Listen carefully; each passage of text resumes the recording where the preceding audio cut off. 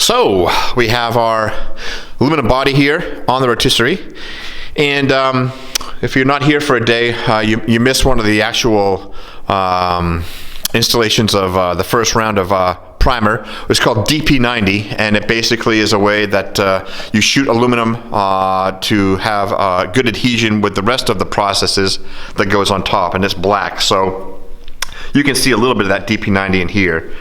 And then they have shot the next round. They did a round of body work, a little bit of body work on the aluminum body, and aluminum cowl.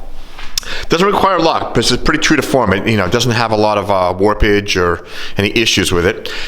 And then they have a round of primer surfacer on here, so now they'll go through another round of sanding. And the next stop, I do believe, is going to be color, so we're going to head right into that really quickly. Before we do that, we're going to do a bed liner inside. The bed liner is going to allow us to, have it so that it's going to be usable. We could paint inside. We have done that for certain projects, depending what the client wants. But this truck's going to live on the island. It's going to be full of sand, and why scratch up really nice paint? So we're going to basically do the bed liner inside and underneath, and then obviously paint the aesthetic pieces out here that you see. And it's going to be a really nice green color. The color was just selected the other day, and so it's going to be a great green color. So watch as we start to paint up a number of body parts over the next several weeks. It's going to be pretty graphic, as I was telling our client.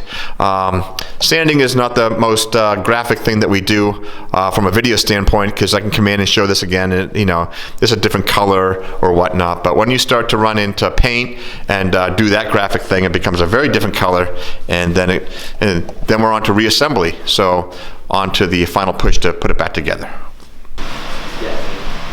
So we're doing a lot of sanding here and starting to prep out, getting ready for final paint. It will be a green color. It'll be a really interesting green color. Not a stock Land Cruiser green color, but a color nonetheless that will be a nice green. It'll be what's called a solid, no metallic. Last Land Cruiser we did green was that metallic color, but this will be a nice solid color. And all the final sanding's going on.